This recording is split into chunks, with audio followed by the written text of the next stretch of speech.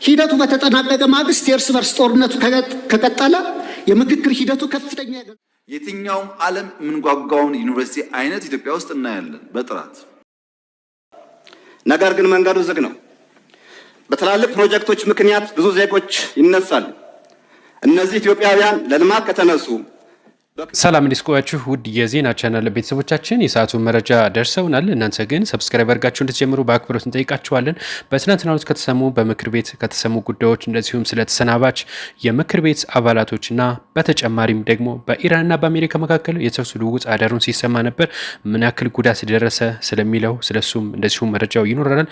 እንደዚሁም ሌሎችም የሀገር ውስጥና የውጭ መረጃዎች ይዘናል። እናንተ አብራችሁን እንድትቆዩ በአክብሮት እንጠይቃችኋለን። ወደ መረጃዎቹ እንሂድ። በትናንትናው ዕለት በምክር ቤት በርካታ ጉዳዮች ተነስተዋል። ከነዛ መካከል በማህበረሰቡ ላይ ስላለው ስለ ኢኮኖሚ፣ ስለ ጫና፣ ስለ ወደብ እንደዚሁም ደግሞ በተለያዩ ጉዳዮች ነበሩ ሲወጣ የነበረው ጥያቄም ሲጠይቁ የነበሩ ማለት ነው። ከነዛ መካከል እነ ዶክተር ደሳለኝ ጫኔ በከፍተኛ ሁኔታ መንግስት ሲታቹ ነበር። ስለ ትምህርት እንደዚሁም የትምህርት ሚኒስቴር አሁን ላይ ወድቋል ማለት ይቻላል ሲሉ ነበር ዶክተር ደሳለኝ ጫኔ።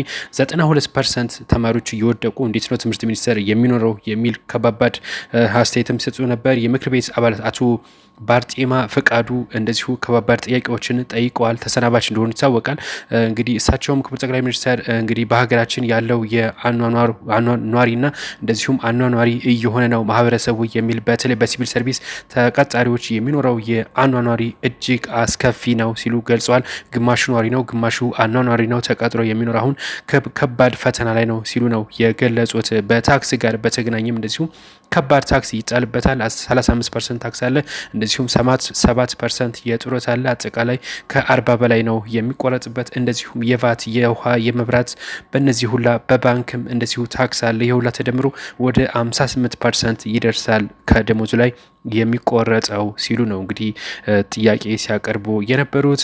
እንደዚሁም በቀጣይነት ዶክተር ደሳለኝ ጫኔም እንደዚሁ ጥያቄያቸውን ሲያቀርቡ ነበረ። በተለይ በትምህርት ላይ እንግዲህ በቋሚ ደሞዝ የሚከፈላቸው የመንግስትና የግል ድርጅቶች ሰራተኞች ላይ ዝቅተኛ ገቢ ያላቸው የከተማ ነዋሪዎች ላይ ከባድ የሆነ የኢኮኖሚ ቀውስ መጥቷል ሲሉ ደሳለኝ ጫኔ ገልጸዋል። እንደዚሁም ስለ ትምህርት ላይ ስላለው ሁኔታ ከባባድ ጥያቄዎችን አንስተዋል። የዶክተር አብይ አህመድ ምላሽን በተመለከተ የዋጋ ግሽበትን ኢትዮጵያ ውስጥ ሊቀር አይችልም ሲሉ እንግዲህ እውነት ምንም አይነት በዚህ የሚሻሻል እንደሌለም ነው የገለጹት። 10% እድገት እያመጣን የዋጋ ግሽበትን ዜሮ ማድረግ አንችልም፣ ይሄ ፈጽሞ ሊሆን አይችልም ሲሉ ነው የገለጹት። ያው ኑሮ ውድነቱ እንደማይረጋጋ ነው በተዘዋዋሪ ሲያስረዱ የነበሩት።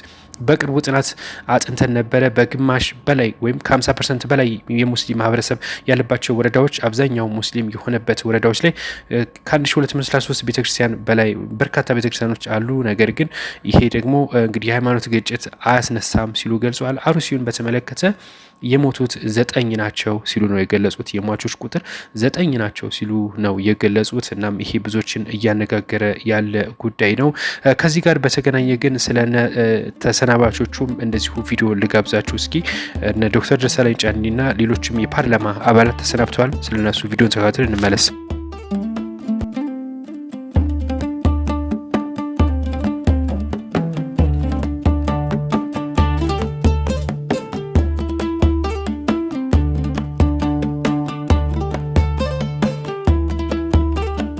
በቀጣይነት የምንመለከተው በአሜሪካና እንደዚሁም ደግሞ በኢራን መካከል ከባድ የተኩስ ልውውጥ አዳሩ መሰማቱን የተነገረው። ይህ የተኩስ ልውውጥ መነሻው በኢራን እንደሆነ የታወቀው ኢራን በሆርሙዝ ሰርጥ ላይ የሚያልፉ 3 መርከቦችን ጥቃት ማድረሷን ተከትሎ ነው። በዚህ ጥቃት ነው አሜሪካ ያጸፋ ምላሽ ሰጥታለች። ባጸፋ ምላሹም ውድመት መድረሱን የተነገረው በኢራን በኩል። በኢራን እንግዲህ ከባባድ ፍንዳታዎች ተሰምተዋል። የአሊ ሀሊ ካሚኒ የቀብር ስነስርዓትም እየተደረገ እንዳለ ይታወቃል። ሽኝት መርሃ ግብር ማለት ነው። ምናልባትም እዛ ላይ አፌክት ያደርጋል ተብሎ ነው እየተጠበቀ የሚገኘው። ከፍተኛ የሆኑ የመንግስት ባለስልጣናት በዚህ በቀብር ሽኝት ላይ እንዳሉ ይታወቃል። እናም እንግዲህ ምናልባትም በቀብር ስራ አስፈጻሚዎች ላይ ጥቃት ይደርስ ይሆን የሚል ከበርካቶች ዘንድ ስጋት እየተሰማ ነው የሚገኘው። ነገር ግን ጥቃቱ አሁን ላይ ጋብ ቢልም ከዚህ ጋር በተገናኘ ግን ማዕቀብም እንደተጣለባት ነው የተነገረው። የነዳጁ ማዕቀብ ተነስቶባት ነበር፣ ነገር ግን መልሶ ማዕቀቡ ተጥሏል የተባለው። በቀጣይነት ወደ ወላይታ ሶዶ ነው የምናቀናው። ወላይታ ሶዶ ከተማ 14 ሰዎችን ኤቲኤም ካርድ በመስረቅ የተጠረጠረው ግለሰብ በቁጥጥር ስር መዋሉ ነው የተነገረው። 14 ሰዎች ነው ኤቲኤም ካርድ የሰረቀው ይህ ግለሰብ ማለት ነው። በወላይታ ሶዶ ከተማ የኤቲኤም ካርድ በመቀየር የማጭበርበር ወንጀል ለመፈጸም የሞከረው ግለሰብ በፖሊስ ቁጥጥር ስር መዋሉን የደቡብ ኢትዮጵያ ክልል ፖሊስ ኮሚሽን ማስታወቁን ነው የደረሰን መረጃ የሚያሳየው። የኮሚሽኑ የህዝብ ግንኙነት ገጽታ ግንባታ ዳይሬክተር ምክትል ኮማንደር አሸናፊ ኃይሌ እንደገለጹት በወላይታ ሶዶ ከተማ አንድ የባንክ ደንበኛ ከኤቲኤም ማሽን ገንዘብ ለማውጣት